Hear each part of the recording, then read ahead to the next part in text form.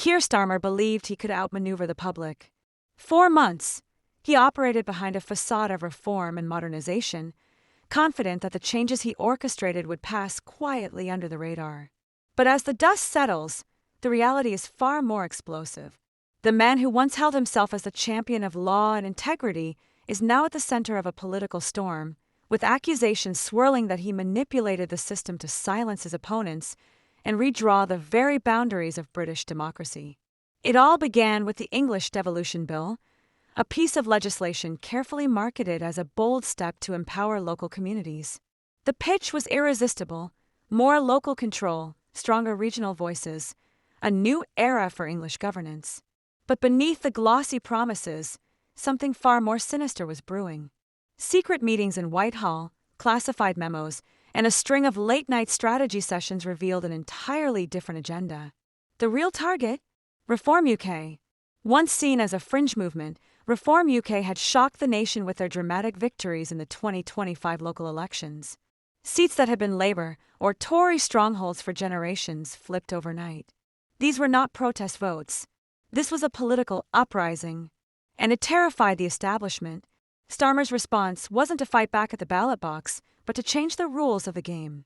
The English Devolution Bill redrew regional authorities, handing most control to Labour insiders. Local mayoral elections were quietly delayed. Candidate vetting processes became labyrinthine, and party loyalists gained unprecedented power to decide who could stand for office. In Kent and Staffordshire, Reform UK candidates were summarily sidelined. Independents, too, were swept aside under the guise of new integrity standards. The bill's promise of decentralization was exposed as manipulation, a calculated move to safeguard Labour's hold on power. But the cover-up couldn't last forever. In Lincolnshire, the cracks appeared first. Elections were postponed without explanation. Mayors were stripped of their powers. Council meetings were abruptly suspended. Then came the leak, an internal memo from Labour strategists openly discussing how to administratively realign districts to disadvantage Reform UK and recommending the quiet disqualification of candidates in their strongest areas. Vague legal directives soon empowered local officials to reject candidates without giving reasons. The democratic process was unraveling in plain sight. The tipping point came when a whistleblower stepped forward. Reform UK, with backing from civil liberties groups, launched a legal assault on Starmer's government. The allegations were grave: breaches of electoral law, suppression of opposition, and the dismantling of local democracy. The courts moved rapidly. Emergency hearings were called. Leaked documents painted a damning picture of Labour's internal communications. Reform UK was described as a structural threat that needed to be contained before the general election. The backlash was immediate and furious. A coalition of unlikely allies, disillusioned Labour voters, conservatives, civil rights campaigners, took to the streets. Liberty called the bill a quiet coup. Nigel Farage thundered that it was the most dangerous assault on electoral freedom in modern British history. From Manchester to Sheffield, crowds gathered, chanting, "Let us vote."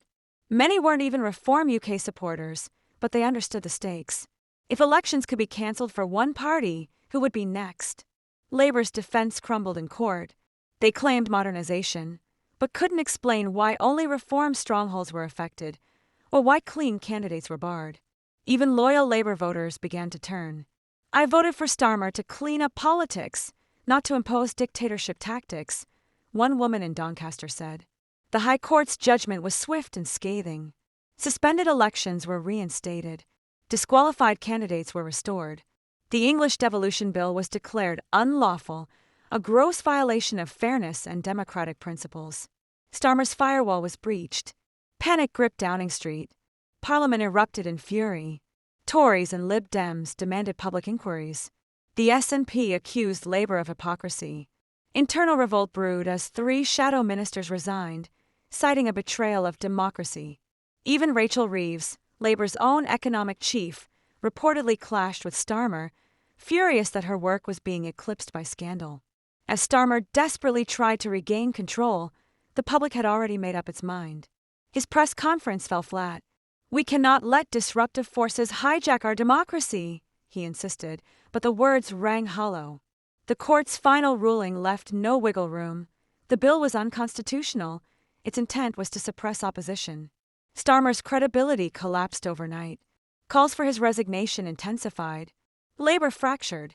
Union leaders demanded the bill be scrapped, warning that voters would never forgive this betrayal. Constituency offices overflowed with angry constituents.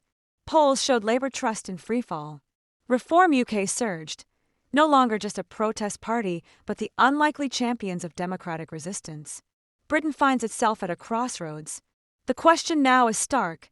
After this unprecedented assault on electoral freedom, can democracy recover? The answer remains uncertain. But one thing is clear: British politics will never be the same.